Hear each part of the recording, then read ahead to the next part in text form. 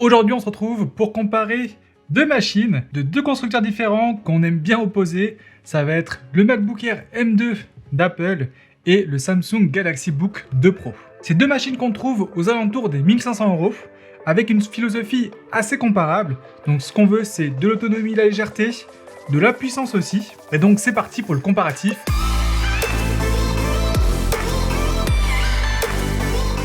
Si on commence par parler du design, là aussi, on a deux machines qui sont quand même assez différentes, même si la philosophie de départ est la même, à savoir une machine légère, puissante et très fine. Niveau finesse, alors hop, si je ferme les deux machines, on va avoir quelque chose d'assez équivalent. C'est marrant, mais le côté noir comme ça du Samsung le fait paraître un peu plus fin, mais au final, c'est vraiment la même chose. Juste que le Samsung sera plus fin ici au bout par rapport au MacBook Air, qui est vraiment aussi épais tout du long de l'ordinateur. Sinon, niveau design, on a de l'aluminium partout sur le MacBook Air ici, quand on aura de l'aluminium juste sur le dessus du Samsung. En dessous, ce sera du plastique. J'aime énormément les deux designs. Le côté très foncé de Samsung, j'aime beaucoup. Mais le seul truc qui va me faire préférer le MacBook Air, ça va être le fait que le MacBook Air prend beaucoup moins les traces de doigts que le Samsung. Je l'ai nettoyé juste avant la vidéo. On a déjà les traces de doigts ici en dessous. Là aussi, pareil dessus. C'est un détail, mais c'est un petit peu chiant. Deuxième point de comparaison important, ça va être la connectique. Et là, je pense qu'il n'y a pas photo. Sur le MacBook Air, je vais avoir deux ports USB-C ici, le port MagSafe ici pour la recharge, et enfin une prise jack, et c'est tout. Quant sur le Samsung, on va en avoir beaucoup plus. On va avoir déjà ici les deux ports USB-C qui sont Thunderbolt aussi, et un port HDMI. Donc ça déjà c'est très bien si jamais vous voulez le brancher facilement à une télé externe par exemple. Et de l'autre côté, je vais avoir un port USB-A, donc plein format, donc en gros c'est le port USB normal, un lecteur de carte micro SD ici, et enfin la prise jack. Le lecteur de carte micro SD, j'aurais vraiment préféré que ce soit un lecteur de carte SD plein format, mais bon, c'est déjà bien de l'avoir, et ça nous permet de pouvoir facilement augmenter la mémoire de l'appareil à faible coût. Donc niveau connectique, clair avantage pour le Samsung. Si on parle maintenant de poids et de mobilité, le Samsung a un écran qui est plus petit, parce qu'il a un écran qui est au format 16 neuvième, quand l'écran du MacBook va être plus élevé. En gros, il va être un peu plus en hauteur. Niveau largeur, je crois que ça ferait pareil, mais voilà, l'écran du MacBook est un peu plus haut et va avoir un bord un poil plus fin en haut, quand ici il va être légèrement plus épais. Mais bon, là on a une encoche, là on en a pas, la webcam est vraiment bien planquée ici. Et donc ce qui rend le PC Samsung plus compact, en particulier comme vous pouvez le voir ici, en hauteur. Et grâce à l'utilisation du plastique pour la coque arrière, on va aussi économiser pas mal en poids, ce qui rend le PC Samsung plus mobile et plus léger. Par contre, niveau autonomie, ce sera meilleur sur le MacBook. Tout va dépendre forcément de vos usages à vous, mais de façon générale, pour une journée de boulot, j'ai réussi à en faire une avec le Samsung, avec le MacBook Air M2, j'ai pu en faire deux sans problème. Niveau autonomie, ici on sera plutôt sur du 6-7 heures, quand ici ce sera quasiment le double, on va arriver aux 14 heures. Si on parle maintenant de l'écran, je vais avoir deux écrans de très bonne qualité, les deux écrans sont très bien calibrés avec des couleurs assez fidèles. Sauf que l'écran Samsung a un immense avantage, c'est que ça va être un écran OLED. Et donc un écran OLED va nous permettre d'avoir des contrastes infinis, ça veut dire que chaque pixel dispose de sa propre LED, donc ça veut dire que chaque pixel peut être allumé ou éteint. Quand ici, quoi qu'il arrive, peu importe la couleur, j'aurai tous les pixels d'allumés. Ça va être très visible par exemple lorsqu'on va regarder un film, et lorsqu'il y a des bandes noires, surtout qu'en plus là l'écran est assez haut, donc on aura deux belles bandes noires en haut et en bas. On va voir que les noirs ici seront des noirs qui seront un petit peu grisâtres. Pourquoi? Parce que tout simplement, ils vont être encore rétroéclairés. Quand sur le Samsung ici, tout ce qui va être noir aura le pixel qui sera éteint. Et donc pour l'immersion, c'est juste super. Donc niveau écran, clair avantage au PC de Samsung. Niveau performance et autres specs, je vous affiche les deux configurations testées juste ici. Là, c'est quasiment impossible de vous dire là c'est mieux ou là c'est mieux pour le prix, nanana, parce qu'il y en a un qui utilise forcément Windows et toute l'architecture qui va autour. L'autre c'est chez Apple et Apple contrôle tout, absolument tout dans la machine, le processeur, l'OS et tout ça. Donc c'est un petit peu compliqué de vous dire ouais là c'est mieux ou là c'est mieux. Ça va vraiment dépendre des usages et c'est de ça dont on va parler juste maintenant.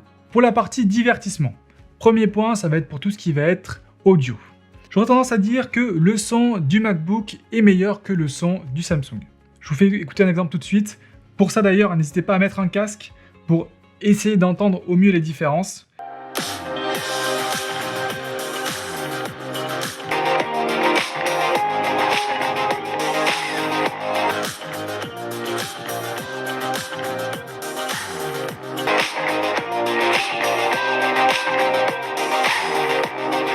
Même si le rendu n'est pas forcément optimal, vous avez entendu qu'on a du bon son sur les deux, mais qu'il a tendance à être un petit peu meilleur sur le MacBook. Par contre, là où on aura une vraie différence, ça va être sur la qualité de l'écran. Donc dès que vous allez regarder un film par exemple, ce sera nettement mieux sur le Samsung.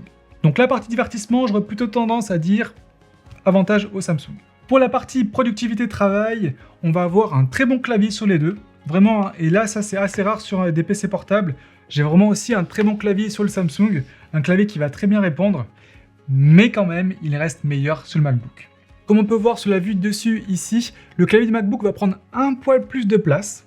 Et oui, forcément, le MacBook est plus haut, donc j'ai plus de place pour le trackpad et pour le clavier. Et surtout, la course des touches et le confort de frappe est, je trouve, vraiment un cran au-dessus sur le MacBook par rapport au Samsung.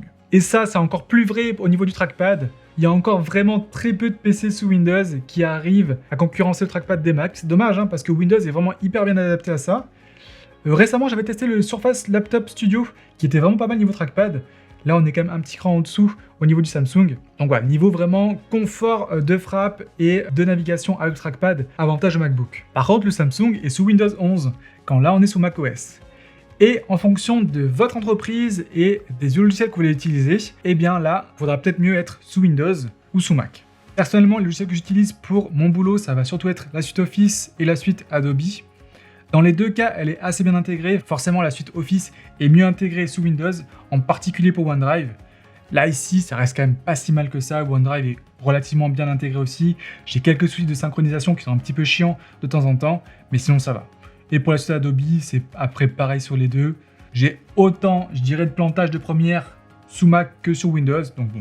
Mais le truc vraiment super de ce produit-là, ça va être son port Thunderbolt, qui me permet de pouvoir, grâce à mon dock ici, brancher tous mes périphériques. Ça veut dire qu'à la maison, je peux vraiment travailler facilement en double écran. Et donc au final, cette partie productivité travail, meilleur clavier, meilleur trackpad, même si Windows a de vrais avantages, et surtout en fonction des logiciels que vous avez besoin d'utiliser. Je préfère dire égalité, ça dépendra vraiment de vous et vos usages. Si on se concentre maintenant un peu plus sur les usages créatifs et les usages qui vont demander beaucoup de ressources, là ça va être un petit peu différent aussi.